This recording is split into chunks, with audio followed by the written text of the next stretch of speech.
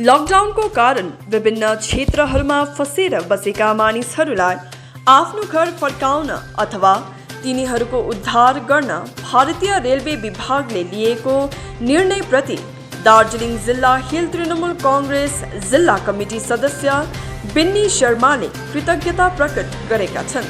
His Darjeeling सांसद राजु विष्टले पश्चिम बंगाल सरकारद्वारा उक्त विषयमा केन्द्र सरकारलाई सहयोग नगरेको बताएका थिए, तर पश्चिम बंगाल सरकारले विभिन्न क्षेत्रहरूमा फँसेर बसेका मानिसहरूलाई उद्धार गर्न पहिलेदेखि नै तत्पर रहेको भनी एक पत्रकार सम्मेलन मार्फत दार्जिलिङ जिल्ला हिल तृणमूल कांग्रेस जिल्ला कमिटी सदस्य बिन्नी शर्माले यसरी जानकारी दिएका छन्। पश्चिम बंगाल में इलाज के लिए अस्पताल का अभाव, और अगर अस्पताल है तो सुविधाओं का अभाव, यहाँ तक कि जो गरीब जनता का राशन है उसमें भी घोटाले हो रहे हैं। और आज सबसे बड़ी बात यह है कि हमारे लाखों लोग, जो हमारे स्टूडेंट विद्यार्थी हैं, जो हमारे माइग्रेंट वर्कर, जो हमारे श्रमिक भाई बहन हैं, हमारे जो मेडिकल पेशेंट है और बहुत सारे लोग जो तीर्थ यात्रा पे गए हुए थे, वो सब आज देश भर में फंसे हुए हैं। और पिछले 10 दिन से टीएमसी सरकार मौन है। 30 अप्रैल 2020 को ही भारत सरकार ने उन्हें वापस लेने की अनुमति दी, यहाँ तक कि रेल की भी सुविधा दी। उसके बावजूद भी टीएमसी सरकार ने पिछले 10 दिन में कुछ भी पहल नहीं की। और आज देखिए, बिहार के लोग, यूपी के लोग, मध्य प्रदेश, झारखंड के लोग, वो सब लोग अपने अपने क्षेत्र को लौट रहे हैं। लेकिन पश्चिम बंगाल की जनता ने ऐसा क्या गुनाह किया था कि उनको आज देश भर में तड़पने के लिए छोड़ दिया गया? और टीएमसी सरकार इस पर मौन क्यों है? हमारे मंत्रीगण मौन क्यों है? हमारा प्रशासन पूरी तरह चुप्पी क्यों साधा हुआ है? यहाँ तक कि मुख्यमंत्री जी भी मौन है। मुझे लगता है ये उचित समय है, नैतिकता के आधार पर मुख्यमंत्री जी को तुरंत इस्तीफा दे देना चाहिए। इस अभी संकट से गुजर रहा है।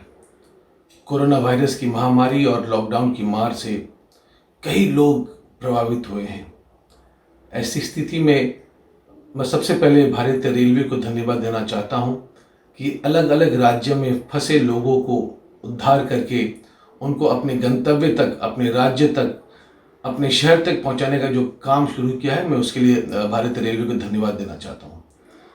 लेकिन दुख की बात यह है कि मैंने थोड़ी देर पहले एक वीडियो देखा। हमारे क्षेत्र के माननीय सांसद श्री राजू विष्ट जी ने एक वीडियो रिलीज़ किया है, जहां उन्होंने आरोप लगाया है कि हमारा राज्य और हमारे राज्य के मुख्यमंत्री जो है, ये जो ट्रेन चल रही है, जो विभिन्न जगह से लोगों को लाया जा रहा है अपने अपने राज्यों में, इस मुहिम में जो है हमारा राज्य जो है केंद्र को मदद नहीं कर रहा है।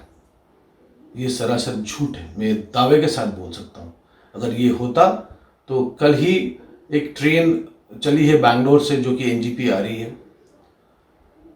रेलवे ने आज ही अनाउंस किया कि कल से ऑनलाइन आप बुकिंग कर सकते हैं, और अगले 2-3 दिन में राजधानी दिल्ली से देश के अलग अलग हिस्से में ट्रेन आ रहे हैं। मैं माननीय सांसद को ये निवेदन करना चाहता हूँ, आप बड़े प्रभावशाली सांसद हैं, आप बड़े निखरे हुए राजनीतिक हैं। आप हफ्ते में 7 दिन होते तो 8 चिट्ठी आप जो है भारत सरकार के दिग्गजों को लिखते हैं। आप प्रधानमंत्री को चिट्ठी लिख सकते हैं, आप गृह मंत्री को लिख सकते हैं, स्वास्थ्य मंत्री को, माननीय राष्ट्रपति को। मैं आपसे निवेदन करूंगा कि एक चिट्ठी आप भारत के रेल मंत्री को भी लिखें, क्योंकि जो हमने अभी देखा, रेलवे ने जो प्रेस रिलीज जारी किया है, उसमें एक ट्रेन तो आ रही है नॉर्थ ईस्ट में, डिब्रूगढ़ में, लेकिन कोई ट्रेन एनजीपी नहीं आ रही है। आपको बता दूं, सिर्फ पहाड़ के ही 1600 लोगों ने, जीटीए क्षेत्र के 1600 लोगों ने ऑनलाइन फॉर्म भरा है, उन्होंने रजिस्टर्ड किया है कि हम आना चाहते हैं। सिलीगुड़ी के हजारों लोगों ने किया है, तराई के, डोअर्स के, अलीपुरद्वार के, जलपाईगुड़ी के, कुछ बिहार के भी हजारों लोगों ने किया है। आपसे मेरा अनुरोध है कि आप एक ट्रेन एनजीपी के लिए भी चलाएं।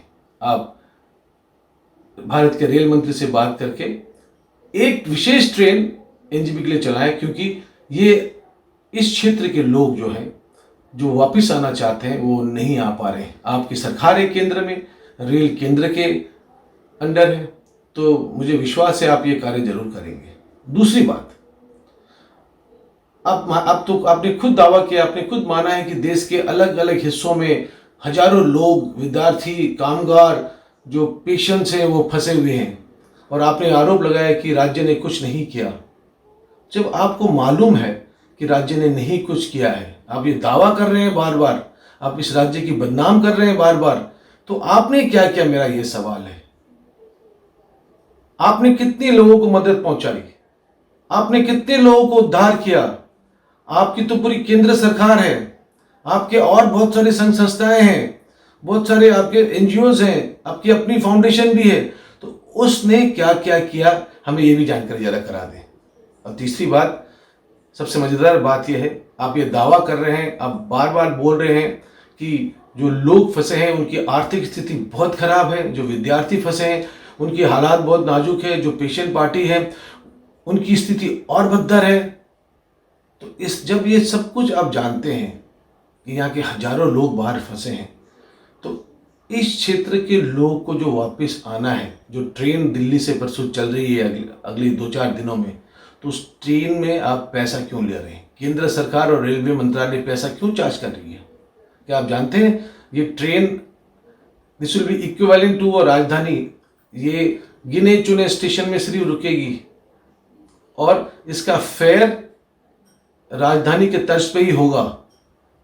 तो ये लोग, आप मुझे ये जवाब दें, जो लोग वहाँ काम करने के लिए गए हैं, जो लोग वहाँ मजदूरी करने के लिए गए हैं, जो लॉकडाउन से पहले फंसे पेशेंट पार्टी जो लौटेंगे, आप खुद ये दावा कर रहे हैं कि उनकी आर्थिक स्थिति बहुत खराब है, उनको खाने के लाले पड़ रहे हैं, तो आपको कैसे लगता है कि ये लोग पैसे दे के आ सकते हैं? तो आपका ये फर्ज बनता है, मैं आपसे निवेदन करता हूं कि आप सरकार से तुरंत बात करें, एक विशेष ट्रेन आप एनजीपी के लिए चलाएं। अगर आप यहाँ के सांसद हैं, अगर आपको यहाँ के लोगों से प्यार है, आप अगर यहाँ के लोगों के भावना की कदर करते हैं, अगर यहाँ के लोगों की भावना को समझते हैं, तो उनका दर्द अगर आपका दर्द है, तो आप तुरंत एक ट्रेन चलाएं एनजीपी के लिए, दिल्ली से एक ट्रेन चलाएं, एनजीपी के लिए चेन्नई से ट्रेन चलाएं, एनजीपी के लिए बॉम्बे से। नहीं तो जैसे आपने दावा किया, जैसे आपने मांग की है कि माननीय मुख्यमंत्री को इस्तीफा देना चाहिए, अगर आप यहाँ के सांसद होकर अपने क्षेत्र में ट्रेन नहीं ला सकते हैं, तो मुझे लगता है, मेरा मानना है, आपको पहले इस्तीफा देना चाहिए।